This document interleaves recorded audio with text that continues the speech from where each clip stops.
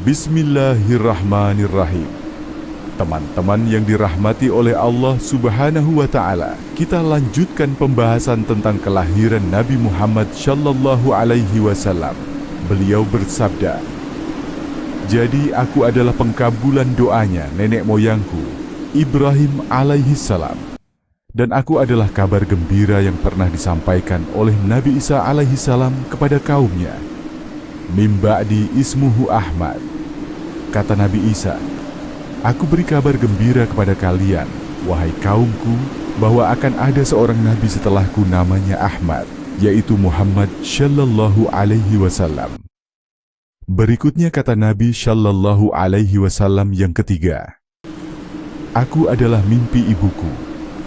Waktu ibuku melahirkan aku, dia bermimpi ada cahaya keluar dari tubuhnya, kemudian menerangi negeri Syam." Inilah hadis yang sahih tentang kelahiran Nabi Shallallahu Alaihi Wasallam. Teman-teman yang dirahmati oleh Allah Subhanahu wa Ta'ala, para ulama sepakat bahwasanya Rasulullah Shallallahu Alaihi Wasallam dilahirkan pada hari Senin berdasarkan hadis yang sahih dalam Syahih Muslim.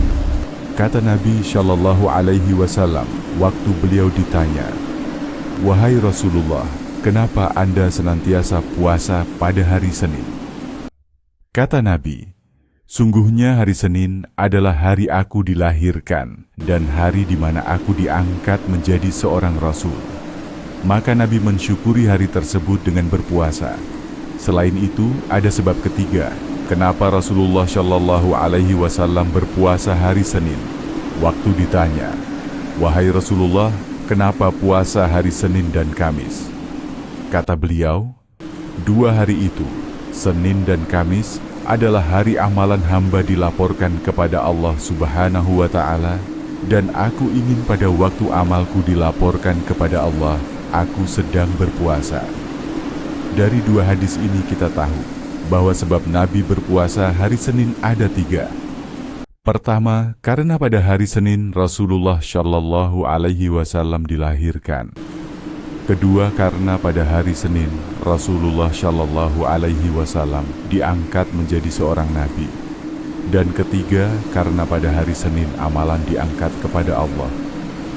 Meskipun para ulama telah sepakat bahwa Rasulullah Shallallahu Alaihi Wasallam lahir pada hari Senin, tetapi mereka berbeda pendapat, khilaf pada bulan apa Nabi lahir. Bulan dan tanggalnya pun para ulama berbeda pendapat. Ini disebutkan oleh Ibnu Katsir dalam Al-Bidayah wa An-Nihayah dan juga oleh ulama lainnya. Sebagian ulama berpendapat bahwa Rasulullah Shallallahu Alaihi Wasallam lahir pada bulan Ramadan. Mereka menggunakan logika. Kata mereka, Nabi diutus menjadi seorang Rasul pada umur 40 tahun dan waktu itu beliau diangkat pada bulan Ramadan. Kalau begitu, kalau kita tarik mundur, berarti Rasulullah Shallallahu Alaihi Wasallam lahir juga pada bulan Ramadan. Namun pendapat ini tidak kuat karena menyelisihi jumhur ulama. Mayoritas ulama berpendapat bahwa Nabi Shallallahu Alaihi Wasallam lahir pada bulan Rabiul Awal. Yang berpendapat Nabi Shallallahu Alaihi Wasallam lahir pada bulan Rabiul Awal pun masih khilaf tentang tanggal berapa beliau lahir. Ini disebutkan oleh banyak ulama, contohnya oleh Ibnu Hisham, An-Nawawi, Ibnu Katsir, semuanya ulama Syafi'iyah. Disebutkan juga oleh Az-Zahabi. Az-Zahabi, Ibnu Katsir, dan An-Nawawi menyebutkan tentang khilaf ini. Jadi tidak ada kesepakatan bahwa Nabi Shallallahu Alaihi Wasallam lahir pada tanggal 12 Rabiul Awal. Ada beberapa pendapat Rasulullah Shallallahu Alaihi Wasallam lahir tanggal 12 Rabiul Awal, tanggal 8 Rabiul Awal. Pendapat seorang tabi'in bernama Muhammad bin Jubair bin Mut'im datang dengan sanad sahih. Kemudian tanggal 10 Rabiul Awal, tanggal 2 Rabiul Awal, dan tanggal 17 Rabiul Awal. Kenapa ada khilaf? Karena memang mereka tidak begitu memperhatikan tanggal lahir tersebut, sebab tidak ada ibadah tertentu yang dibangun di balik tanggal itu. Berbeda dengan penentuan hilal misalnya. Kita perlu tahu tanggal berapa karena terkait ibadah seperti puasa atau Idul Fitri. Kalau tanggal lahir Nabi Shallallahu Alaihi Wasallam, tidak ada ibadah yang dibangun di atasnya. Teman-teman yang dirahmati oleh Allah Subhanahu wa Ta'ala, ada satu hal yang bisa kita pastikan: Nabi Shallallahu Alaihi Wasallam lahir pada hari Senin. Bolehkah kita bergembira dengan lahirnya Nabi Shallallahu Alaihi Wasallam? Tentu boleh. Nabi sendiri mensyukuri hari lahirnya. Tapi cara Nabi Shallallahu Alaihi Wasallam mensyukuri hari tersebut, beliau berpuasa setiap hari, Senin setiap pekan. Jadi kalau kita ingin merayakan atau bergembira dengan hari lahir Nabi Shallallahu Alaihi Wasallam, ikutilah cara beliau. Itulah cara yang benar dalam bergembira dengan lahirnya Nabi Shallallahu Alaihi Wasallam, bersyukur dengan kelahiran beliau. Masa penyusuan Nabi Shallallahu Alaihi Wasallam dan hukum susuan. Setelah Nabi Shallallahu Alaihi Wasallam dilahirkan, beliau disusui oleh ibunya. Ada yang mengatakan 3 hari, ada yang mengatakan 7 hari, dan ada yang mengatakan 9 hari. Setelah disusui oleh ibunya, kebiasaan orang-orang Arab dahulu adalah menyusu juga kepada wanita lain. Abu Lahab, paman Nabi Shallallahu Alaihi Wasallam, nama aslinya Abdul Uzza, disebut dengan kunyah Abu Lahab. Allah Subhanahu wa Ta'ala menyebutnya dengan nama kunyahnya dalam Al-Quran, bukan nama aslinya. Karena nama aslinya jelek, Abdul Uzza berarti hamba berhala Uzza. Kalau nama itu diabadikan dalam Al-Quran akan jelek, nama yang mengandung makna hamba berhala. Maka Allah menyebutkannya dengan nama kunyahnya, yaitu Abu Lahab. Seharusnya ayatnya berbunyi Tabbat yada Abdul Uzza, tapi karena tidak pantas ada nama hamba berhala dalam Al-Quran, maka disebut Tabbat yada Abi Lahab. Ketika ponakannya Nabi Shallallahu Alaihi Wasallam lahir, Abu Lahab gembira. Dia mengambil bayi Nabi Shallallahu Alaihi Wasallam, lalu membawanya kepada budaknya yang bernama Suwaibah. Suwaibah pun kemudian menyusui Nabi Shallallahu Alaihi Wasallam. Ternyata Suwaibah ini juga telah menyusui beberapa orang sebelum Nabi Shallallahu Alaihi Wasallam. Di antaranya Hamzah bin Abdul Muthalib, paman Nabi yang lahir sebelum beliau. Abu Salamah Al-Makhzumi juga pernah disusui oleh Suwaibah. 3 orang ini disusui oleh Suwaibah: Hamzah, Abu Salamah, dan Muhammad Shallallahu Alaihi Wasallam. Maka ketiganya menjadi saudara sepersusuan karena mereka disusui oleh wanita yang sama. Dengan demikian timbul hubungan kemahraman di antara mereka. Dalam sebuah hadis, Ibnu Abbas berkata, Qala lin Nabi Shallallahu Alaihi Wasallam, Ala tatatazawaj ibnata Hamzah. Wahai Rasulullah, mengapa engkau tidak menikahi putri Hamzah? Maka Rasulullah Shallallahu Alaihi Wasallam bersabda, Innaha bintu akha minar radha'ah. Sesungguhnya dia adalah putri dan saudaraku karena persusuan. Artinya Nabi Shallallahu Alaihi Wasallam dan Hamzah adalah saudara sepersusuan.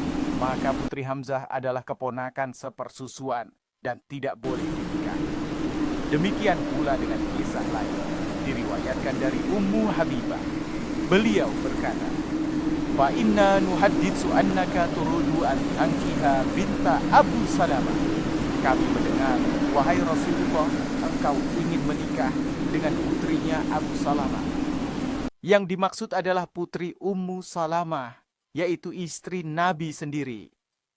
Ummu Salamah memiliki anak perempuan dari pernikahannya yang terdahulu dengan Abu Salamah, yaitu bintu Abu Salamah. Lalu muncul desas-desus bahwa Nabi Shallallahu Alaihi Wasallam ingin menikah dengan anak perempuan itu.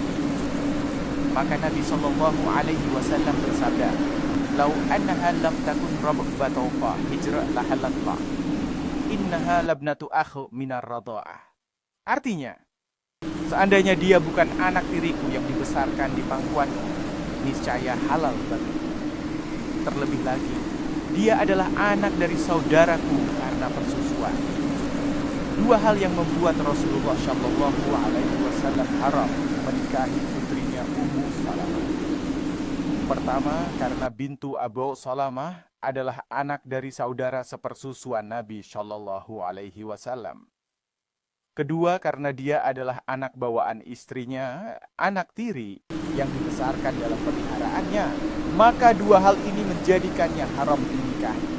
Teman-teman yang dirahmati oleh Allah Subhanahu wa Ta'ala, setelah Nabi Shallallahu Alaihi Wasallam disusui oleh Suwaibah beliau, kemudian disusui pula oleh wanita yang ketiga dari kampung Bani Sa'ad, yaitu Halimah As-Sa'diyah.